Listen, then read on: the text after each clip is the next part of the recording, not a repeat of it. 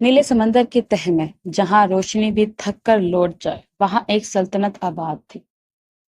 اوکیانور یہ عام سلطنت نہیں تھی، یہاں رہتی تھی 7 جل پریاں اور ان میں چھپی تھی ایک خوفناک اور پرانا راز۔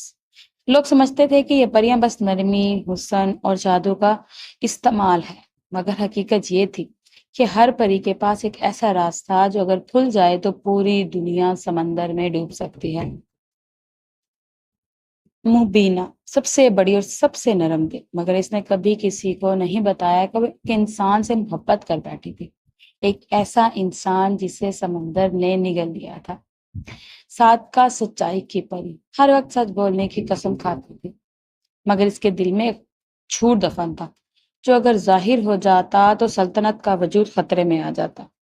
نرمیلا ہمدردی کی علامت، مگر اس نے اپنی بہن کی تباہی چپ چاپ دیکھی اور چپ رہ کر سب سے بڑی بے وفائی کی۔ عالیہ علم کی مالک، مگر اس نے ایک ایسا علم چھپایا تھا جس سے انسانوں اور پریوں کے درمیان رابطہ دوبارہ ممکن ہو سکتا تھا، اور شاید تباہی بھی۔ نورینا روشنی کی پری جس کے چہرے پر ہمیشہ مسکراہٹ تھی، مگر اس کے سینے میں اندھیرے کی راگ چھپی تھی، ایک ایسا راز جس سے روشنی کا مفہوم ہی بدل جاتا۔ دلشاد بہادروں کی علامت، مگر ایک جنگ میں وہ دشمن کے آگے جھک گئی اور آج تک خود کو بہادر ثابت کرنے کی کوشش میں جھوٹ پر جھوٹ بولتی آئی۔ قربانیاں سب سے چھوٹی، سب سے معصوم، مگر شاید وہی وہ تھی جس نے سلطنت کے زوال کی پہلی اینٹ رکھی۔ سلطنت کا مرکز تھا آئینہ سچ، ایک جادوئی آئینہ جو ہر 700 سال بعد بیدار ہوتا اور ہر جل پری کے دل کا سب سے گہرا راز ظاہر کرتا۔ یہ وہ وقت تھا جب آئینہ دوبارہ بیدار ہو چکا تھا۔ محبینہ رات کے وقت چھپ کر آئینے کے سامنے گئی، مگر جیسے ہی اس نے دیکھا اس کے لبوں سے چیخ نکل گئی، یہ کیسے ہو سکتا ہے؟ وہ زندہ ہے۔ اس نے اپنے محبوب کو دیکھا، انسانوں کی دنیا میں زندہ اور کسی اور سے شادی شدہ۔ اس دن کے بعد محبینہ بدلی بدلی سے رہنے لگی۔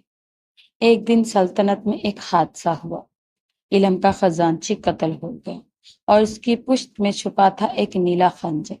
یہ وہی ہتھیار تھا جو صرف جل پریاں چلا سکتی تھی۔ سب پر شک کیا گیا، مگر کسی کے پاس ثبوت نہ تھا۔ نورینا کو خواب آتے رہے، خوابوں میں وہ خنجر کسی کو دیتی نظر آئی۔ وہ صورت دھندلی تھی، مگر آواز قربانیاں کی تھی۔ کیا سب سے چھوٹی، سب سے معصوم پری قاتل تھی؟ آئینہ سچ نے ہر پری کا راز دکھایا، اور اس راز صادقہ کی آنکھوں سے خون نکلنے لگا۔ نرمیلا پانی سے باہر نہ جا سکی، جیسے کچھ اسے روک رہا ہو۔ دلشاد آئینے کو دیکھ کر بے ہوش ہو گئی۔ عالیہ رو رہی تھی، میں نے وہ علم چھپا کر اچھا نہیں کیا۔ اور پھر قربانیاں نے آئینے کو دیکھا، آئینے نے کچھ نہیں دکھایا، کچھ بھی نہیں۔ سب حیران، مگر آئینہ تبھی خاموش آتا ہے جب اس کے سامنے سچ پہلے ہی مر چکا ہو۔ تب عالیہ نے چیخ کر کہا، یہی ہے قاتل، یہی ہے جس نے خزانچی کو مارا۔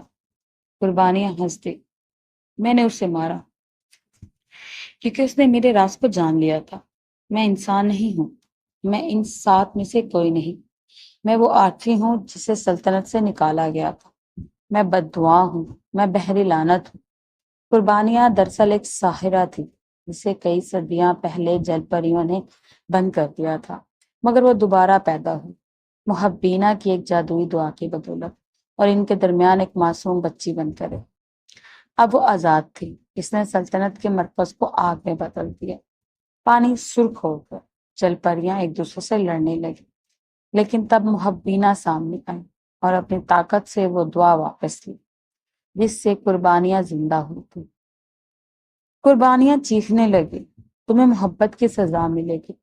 محبینہ نے کہا، محبت ہی سب سے بڑی قربانی ہے، اور آج میں اپنے عشق کو قربان کر کے تمہیں مٹا رہی ہوں۔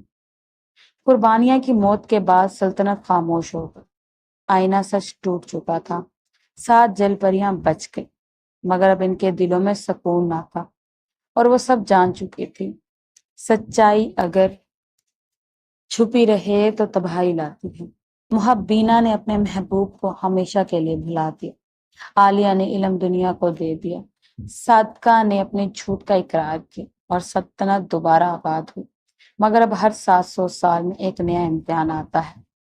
کیا جاتا ہے کوئی انسان دل سے سمندر کے کنارے بیٹھ کر او کیا نورا کا نام لے تو ایک جل پری اس کے پاس آتی ہے۔ مگر احتیاط کرو، اگر تمہارے دل میں کوئی جھوٹ چھپا ہو تو وہ آئینہ سچ تمہیں ہمیشہ کے لیے سمندر میں قید کر سکتا ہے۔ اگر آپ چاہیں